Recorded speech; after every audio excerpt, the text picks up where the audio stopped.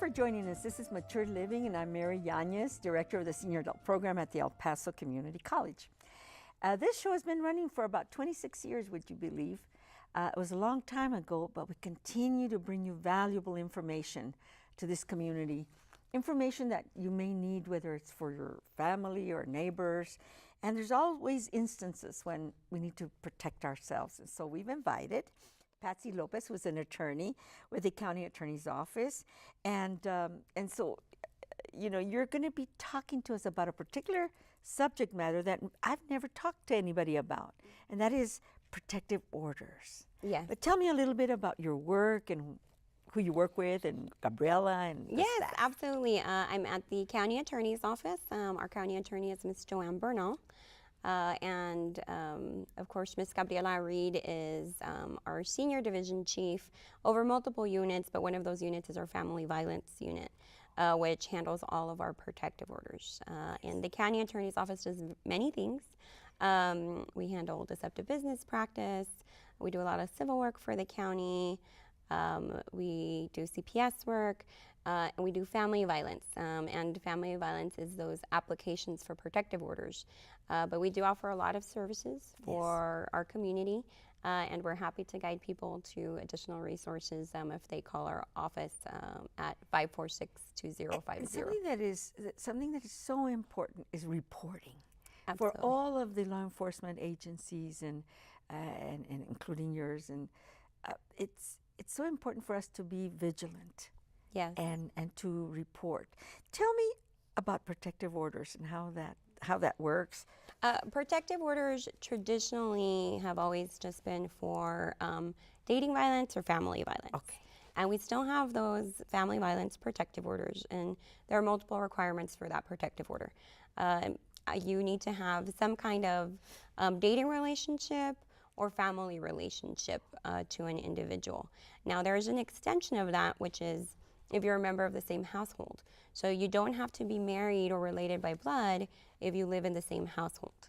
And that goes the same for the other relationships. So if you're a family member or you're in a dating relationship and you don't live in the same household, you would still also qualify to apply for a protective order through the County Attorney's Office and through any private attorney who is filing a protective order. Yes, and what does the protective order do? The protective order places, if you get a protective order granted, it places restrictions on an individual, basically on their behavior. It's meant to try to not to keep people away from each other, but it's meant to try to help people conduct themselves in an appropriate fashion so that we avoid situations where there is, violence or inappropriate behavior amongst people. And there are multiple requirements. The first is, we talked about those relationships. And of course, there's a requirement that there is some kind of evidence of family violence. Yes. And, it's unfortunate, and we don't like to talk about it, but it's an unfortunate reality in our community. And so it's very important that our community knows that there is an avenue for people to get assistance and to come to the courts and not have to pay for it. Yes. Is stalking one of those? Yes, things? Absolutely, Mary. Stalking is, it's a fairly new protective order, maybe 2 years old, where the law changed that now it allows for a protective order to be granted for stalking. And with the stalking, there is no dating relationship that's required, and you don't have to have that familial relationship. But it's more than harassment. Yeah. Definitely more than harassment. And often people will say, this person is, calling me a lot, they're bothering me. But we have to look at the stalking statute. And what that requires is that a reasonable person, so it can't be just subjective, a reasonable person would believe that there is a threat of bodily injury or of some kind of damage to property. Okay. Very interesting. God, your job is so interesting, my gosh. And to keep all this, is there a cost for the protective orders? There is no cost through the County Attorney's Office. You do not have to pay for those services at all. The County Attorney's Office is charged with representing individuals in the community, and it is free of charge. However, There are some requirements. You do need to know the name of the individual, the address of the individual, and the date of birth. Okay. And that's because this is a civil lawsuit. And under civil law, in order for you to file a suit against somebody, you have to know who they are. I would have to know who you are and how to find you in order to serve you with paperwork. Okay. And so if you have some information, we can use the normal means to try to get information. We can go on Google, we can go on social media. If there's police reports, we can try to find them. But we need some information to be able to try to help them. If you have no information, we wouldn't have a way to find it either. So by the time they come to your office, because that's the where, right? Where do we go? They need to be prepared. They need to bring this information when they come. Yes. And so where do they go? There are several offices? We do have multiple offices. Our main office is, of course, downtown in the county courthouse, and that is 500 East San Antonio. We're in room 503. And anyone can show up there from 8 a.m. to 5 p.m.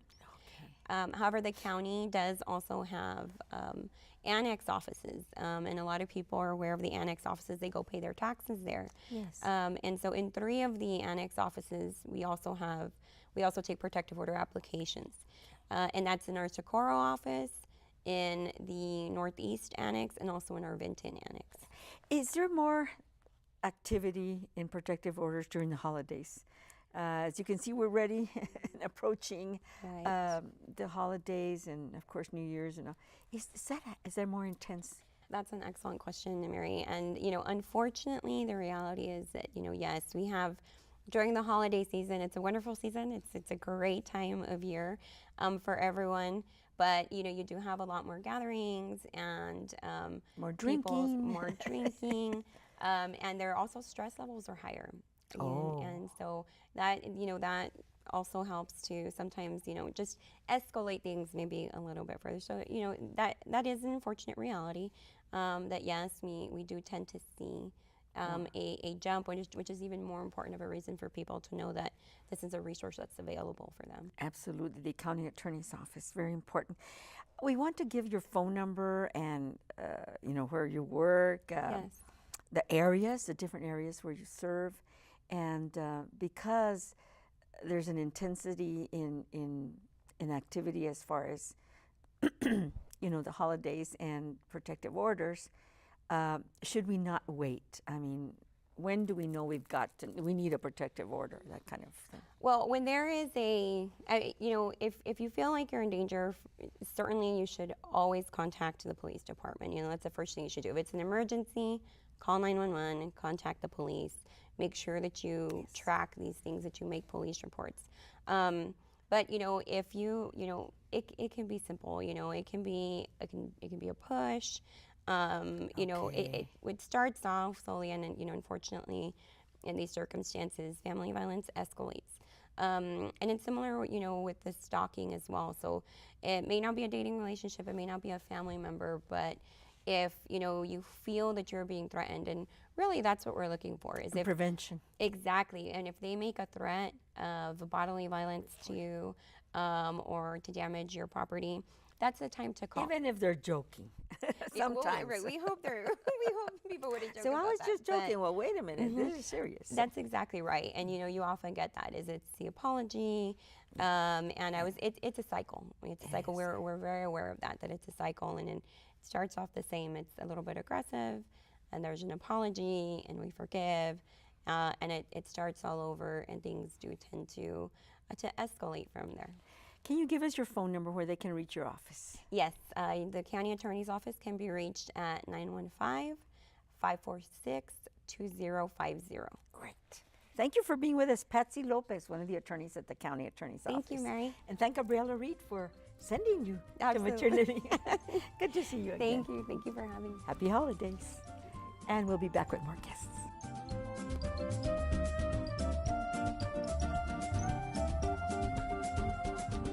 Well, thank you for staying with us. We want to continue our conversation here on Mature Living.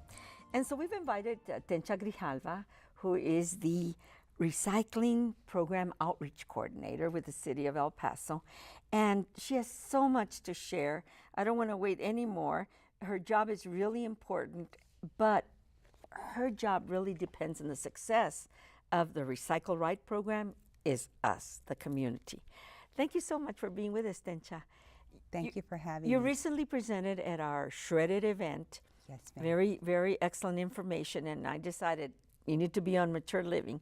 So tell me a little bit about your job and what you do. Well, we're trying to spread the word to all our residents in El Paso and letting them know what they can and can't recycle. It's very, very simple. All we're asking is that you place clean plastics, all plastics, numbers 1 through 7, clean paper and cardboard. It's better if you fold up your cardboard boxes, but if you can't, that's okay. And all clean aluminum and tin. In the blue bin. In the blue bin. Okay. Everything goes loose, nothing goes bagged. A lot of people think that they need to I do bag. Yes. I bag the milk carton with the cans, and no. No, that's a no, no-no. no. Over at Friedman, which is our recycling partner, they will not open the bags. Oh, so no. anything bagged Gosh. is considered garbage. Okay? Wow. And so it costs money. It costs money. In fiscal year 2016, we spent just under $800,000 on having to pay to have that garbage moved over to our landfill. Because we didn't do it right. We didn't do it right, and we as taxpayers paid that money, Oh my goodness. which we could have used in another Do program. we have to rinse anything? Is it better? It's loose. We throw it in there like the can of beans or whatever. You rinse all, anything that has food or soda bottles, any kind of liquid, you would Rinse it please rinse it out. Yes, ma'am. And we're saving taxpayer money by following your rules. Yes, ma'am. We would save almost $800,000. That's a lot of money.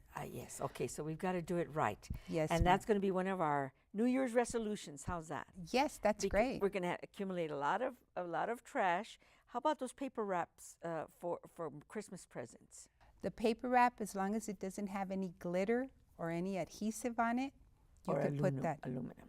No tape. No tape. Tear off the tape. Put Tear that off in the the tape, trash. put it in the trash. And crunch up the paper and put it in the bin. Yes, Don't ma'am. bag it. Don't bag it. Oh no, my ma'am. gosh, there's so much to think about, and we do want to help you. Awesome. And we want to help the yes. city, and we want to help our pocketbooks too, right? Yes, definitely, most definitely. What should we not? People are under the misconception that pizza boxes are recyclable. Unfortunately, pizza boxes are not recyclable because when they place the hot pizza in there, there's grease that's released. And even though it looks clean, it isn't. So we're reminding people not to place any type of pizza boxes. There's no food that needs to be recycled. There's no dirty diapers. Oh, do people put dirty diapers in the blue recycle bins? Yes, ma'am. Oh And my also gosh. yard waste. Bins. The Christmas trees, with the Christmas season coming up, your live Christmas tree does not go into your blue bin. Okay. It can be taken to any citizen collection site. And if you don't know where they're located, you could call 311 and they will give you the nearest location to you. Okay. And they'll go ahead and they create mulch out of the Christmas trees, Yes. which is available if anybody needs mulch for their garden. You can Yes. pick it up. It's free of charge. Can we be fined if we're not using the blue bin correctly? No, ma'am. We have a 3-strike policy. The blue bin is a curbside recycling program which is offered to residents of El Paso, just the residential, no commercial. Okay. So what happens is we have a 3-strike policy. The first time that we find something that shouldn't be in your blue bin, we're gonna go and knock on your door and let you know this shouldn't have been placed in there. If you're not there, we leave this tag. Oh, yes. Okay.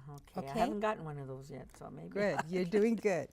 Okay, so the second time, we're gonna try and reach you again. We're gonna knock on your door and we're gonna leave you this tag, The yellow one. Okay. letting you know. We write down what item was in there. Like glass? Glass is not recyclable in the No city. glass. No glass. No glass bottles or jars. Okay. And the third time, because the second time we left you this and we sent you a letter in the mail. The third time, we're just going to pick up your bin. In order to retrieve your bin, you are going to have to take a Recycle Right class.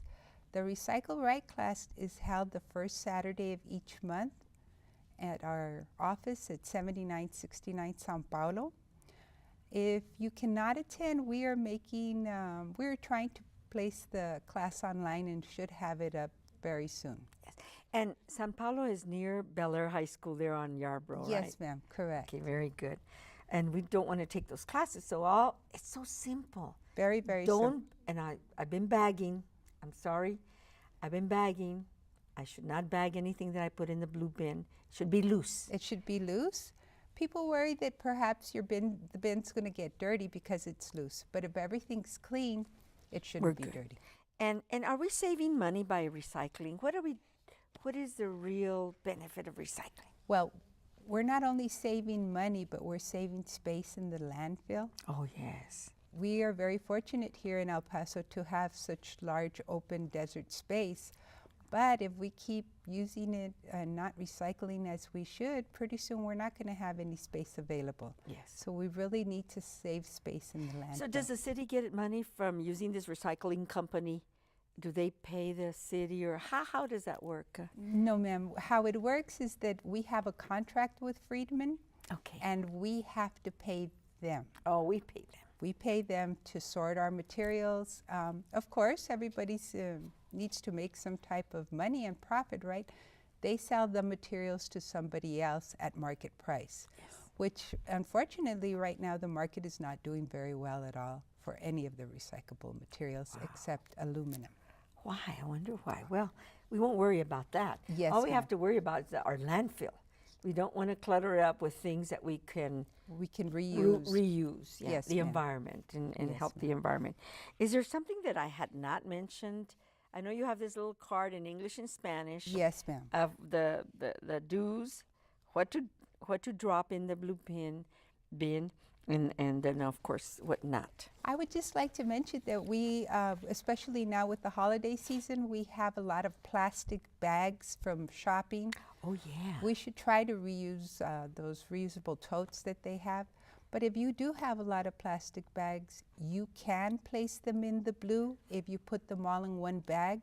But we encourage you to take them to your retailer. I know Albertsons, Walmart, Lowe's, Macy's, JCPenney's. A lot of your stores take them, and they normally have a bin near the door where you can drop off your plastic. Yes, ma'am. Yes, but really, we should be using some cloth or our reusable totes. Yes, ma'am. Reusable totes. Yes. Well, thank you for being with us. We're going to have to invite you again when you have more valuable information for us, and we hope we can help you with your department and the city. Well, thank you for having us. Thank you so much. We've been talking, of course, with Tencha Grijalva, who is the outreach coordinator for their Recycle Right program. Thank you. Thank you, ma'am. We'll be back.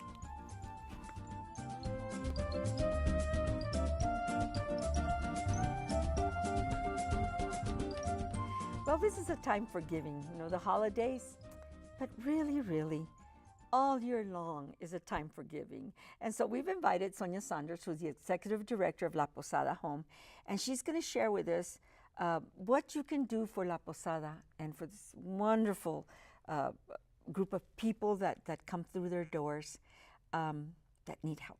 And so, Sonya, thank you for being with us. Well, thank you so much, Mary, for having me. It's wonderful to see you. Yes. And I'm happy to be here today to talk about La Posada Home. Yes. We're actually a homeless services provider that has been in the community 31 years. Wow. And we started out as a shelter for women and children who were homeless. And we've grown to provide not just shelter, but also what we call homeless prevention services and rapid rehousing. So one of the things that's happened with homeless community is that funding streams have changed. And HUD has kind of streamlined its programs into wanting to do more rental assistance type program, getting people into permanent housing and shorter stays in shelter.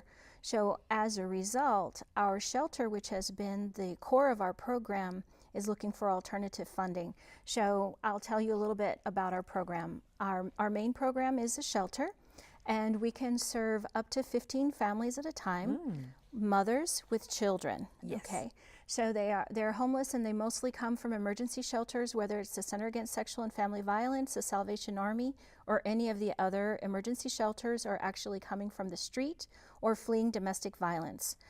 Most of our clients have experienced domestic violence, and they may be going through legal proceedings to get work permission to work and to stay in the country.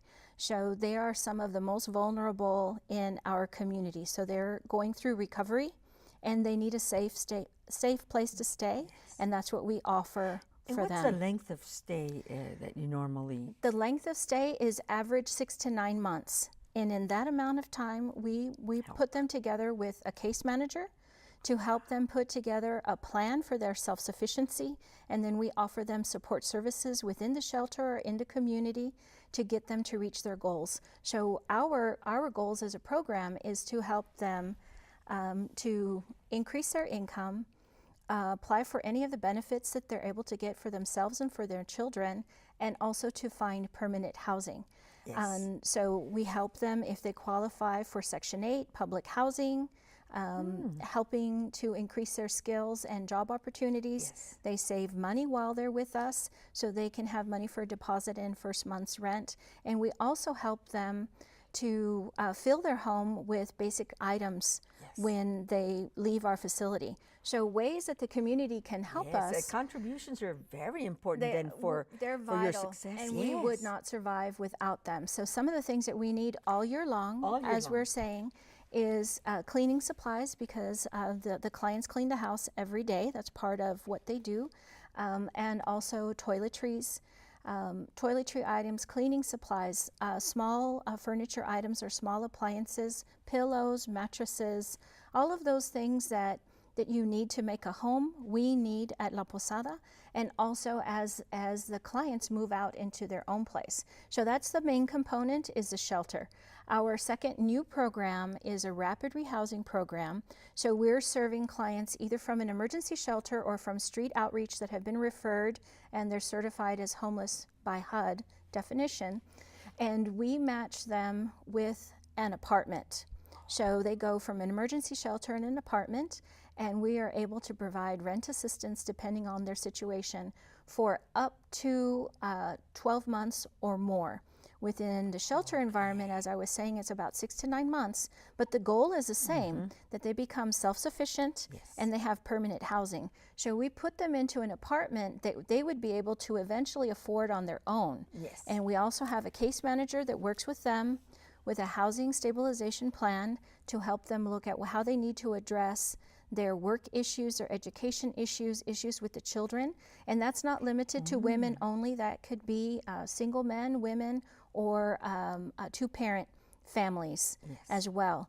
So we have case managers for both shelter and for the rapid rehousing, and that's a new program for us. So those folks are moving straight into apartments, so they certainly need items to fill their and make their home. So if someone would like to donate to us, they can give us a call at La Posada Home. We're at 915-544-4595. And this is on a drop-off basis. You don't pick up, and we have items at home, especially during the holidays when we're decluttering. We're getting new items, gifts, clothes, toys, and this is a time for those slightly used items. Between now and spring cleaning, this is a perfect time for people to dig through for gently used clothing, shoes, anything for babies. Yes, we always need formula and baby clothes, Walkers. socks, of course. Yes, walkers, the jumpies, and playpens, and toys for children.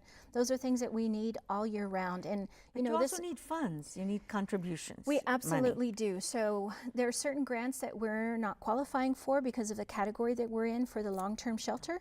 But we're looking at alternative funding, and we're also starting to reach out to the community for fundraising and other types of grants. So if people have ideas or if they would like to donate, we want to hear from them as well. Yes, because they could be your your padrinos or your compadres. Absolutely, we would Of we the would La love Posada that. Home. Yes, ma'am. We are very fortunate. It is Christmas time, and we have an outpouring of support for the community. We have a roster of Christmas parties, people asking for toy lists, and so we're very blessed and happy to know that our children will have a wonderful Christmas. You're covered. We are covered for Christmas, and we are so grateful for that. But it's you know, January and the rest of the year, making sure that we're able to maintain and sustain the shelter for long term, and hopefully we're able to be another 31 years in the community. Absolutely. Yes, ma'am. You all are doing a great job. You and your staff, Sonya.